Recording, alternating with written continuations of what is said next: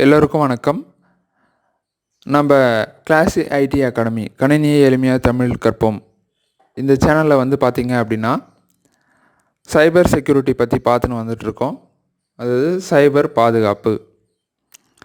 அதில் அந்த வரிசையில் இன்றைக்கி நம்ம சிந்திக்க எடுத்துக்கொண்ட தலைப்பு என்ன அப்படின்னு பார்த்திங்கன்னா social engineering in food printing, அதாவது தகவல் சேகரிப்பில் சமூக பொறி. இதுதான் இதில் சோஷியல் இன்ஜினியரிங் அப்படின்ற வார்த்தைக்கு சமூக பொறி அதுதான் சரியான வார்த்தையா அப்படின்னு நீங்கள் கேட்கலாம். இப்போ பொறி வச்சு பிடிக்கிறது அப்படின்ற மாதிரி நம்ம தமிழ் வழக்கத்தில் பேசுவாங்க. பொறி வச்சு பிடிக்கிறது அப்படின்னா நேரடியாக பிடிக்காமல் மறைமுகமாக ஒரு விலங்கை பிடிக்கிறதா இருந்தாலும் சரி, நம்ம எலியவே பொறி வச்சு பிடிக்கிறோன்னு சொல்லுவோம் இல்லைங்களா, அந்த மாதிரி எலியை பிடிக்கிறதா இருந்தாலும் சரி, இல்லை சிங்கம், புலி, யானைகள் இந்த மாதிரி வந்து நிலங்கள்லாம் விவசாய நிலங்களில் வந்து அது வந்து சின்ன சின்ன சேதங்கள் பண்ணும்போது, அழிக்கும் போதுன்னு சொல்ல முடியாது, சேதங்கள், ஏன்னா அது பசிக்காக தான் அது வருது, அதுக்கு உணவு கொடுத்துட்டு அது வரப்போகிறதில்ல. அதை பற்றி அப்புறம் பார்ப்போம். இந்த மாதிரி பொறி வச்சு பிடித்தல் அப்படின்ற மாதிரி சொல்லுவாங்க இல்லைங்களா, அந்த மாதிரி இது கூட ஒரு வகையான பொறி தான். இது யாருக்காக வைக்கப்படுற பொறி அப்படின்னா மனிதர்களுக்காகவே வைத்துக்கொள்ளும் பொறி. அதனால் இதுக்கு இந்த வார்த்தை சரியாக இருக்கும் அப்படின்னு நான் நினைக்கிறேன். நீங்கள் வேறு எதனா வார்த்தை பொருத்தமாக இருந்துச்சுன்னா அதை வந்து நீங்கள் எனக்கு கமெண்டில் தெரிவிக்கலாம். சரிங்க. சோஷியல் இன்ஜினியரிங் சமூக பொறி அப்படின்னா என்ன அப்படின்னா, உளவியல் ரீதியாக ஒருத்தர்கிட்ட பேசி, அவர்கிட்ட பழகி, அவர்கிட்ட இருந்து ரகசிய தகவல்களை, தனிப்பட்ட தகவல்களை, அவரை பற்றியும் அவருடைய நிறுவனத்தை பற்றியும் இல்லை அவருக்கு தெரிந்த ஒரு விஷயத்தை பற்றியும் தெரிந்து கொள்ளும் ஒரு முறை தான் என்னன்னு கேட்டிங்க அப்படின்னா சோஷியல் இன்ஜினியரிங். இந்த மாதிரி முறை வந்து பார்த்திங்க அப்படின்னா ஒருத்தர்கிட்ட இருந்து உண்மையை வர வைக்கிறதுக்கு பயன்படுத்தினா அது பிரச்சனை இல்லை. அதுவே அவர்கிட்ட இருக்கக்கூடிய தகவல்களை எடுத்து தவறாக சுயநலத்திற்காக பயன்படுத்துகிற மாதிரி இருந்தால் அங்கே தான் பிரச்சனையே உருவாகுது. சரி, இந்த சமூக பொறி சோஷியல் இன்ஜினியரிங்கில் தகவல் எப்படியெல்லாம் திரட்டுறாங்க அப்படின்றத பார்ப்போம்.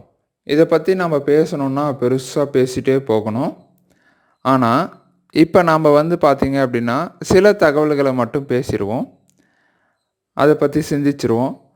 அதுக்கப்புறம் நம்ம இதை பற்றி தனியாக ஒரு வகுப்பில் நம்ம தெளிவாக இன்னும் நிறைய வகைகள் இருக்குது, அதை பற்றி பார்ப்போம். ஏன்னா முன்னாடி இருந்த சில வகைகள் தான், இப்போ அதில் நிறைய வகைகள் புதுசாக வந்துகிட்டே இருக்குது. அதை பற்றியெல்லாம் பிறகு பார்ப்போம்.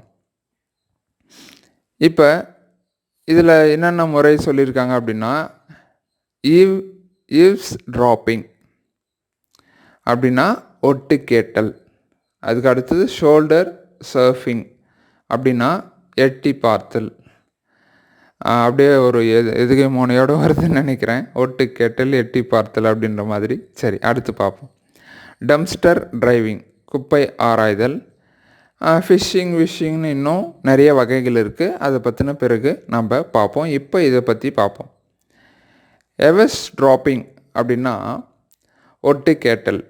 ஒருவர் தன்னுடைய வேலை செஞ்சிட்ருக்கும்போது அவருக்கு தெரிஞ்சோ தெரியாமையோ, அவருக்கு தெரிஞ்சில்லை தெரியாமல் பின்னாடியோ இல்லை ஒரு கண்ணாடி மாதிரி இருக்குது கதவு அப்படின்னு வச்சுக்கோங்களேன், கண்ணாடிக்கு வெளியில் நின்று பார்க்குறதோ, இல்லை பால்கனி மாதிரி மாடி இருக்குது, படிகள் இருக்குது அப்படின்னா அங்கே மேலேருந்து பார்க்குறதோ, இந்த மாதிரி ஒருவர் செய்யக்கூடிய வேலையை பார்த்து அவர்கிட்ட இருக்கக்கூடிய தகவல்களை அவர் பேசிகிட்ருக்கிறதோ அவர் செஞ்சிட்ருக்கிறதோ, அவர் பேசிகிட்ருக்கிறது தான் முக்கியமாக, அதை வந்து கவனிக்கிறது தான் வந்து பார்த்திங்கன்னா எவஸ் ட்ராப்பிங். அதுக்கு அடுத்த முறை வந்து பார்த்திங்கன்னா ஷோல்டர் சர்ஃபிங் அப்படின்னு சொல்கிறாங்க. இப்போ சர்ஃபிங் அப்படின்னாலே என்ன சொல்லுவாங்கன்னா, இன்டர்நெட்டில் நம்ம ப்ரௌஸ் பண்ணுறது கூட சர்ஃபிங் தான் சொல்லுவாங்க. நெட் சர்ஃபிங், இணையதளத்தில் ஆராய்தல், இணையதளத்தில் தேடுதல் அப்படின்னு சொல்லுவாங்க. சில இடத்துல ப்ரௌசிங் சென்டர்னு சொல்லுவாங்க முன்னாடியெல்லாம், சில இடத்துல நெட் சர்ஃபிங் சென்டர்னு சொல்லுவாங்க. சர்ஃபிங்னாவே தேடுறது, ஆராயிறது.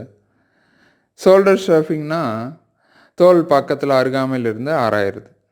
சரிங்க. ஒருவர் தன்னுடைய வேலை செஞ்சிட்ருக்கும்போது அவருக்கு கிட்ட நின்றுட்டு அவர் செய்கிறத கவனிக்கிறது. இதுக்கு முன்னாடி சொன்னதும் இதுவும் ஒரே மாதிரி தான் இருக்கும்.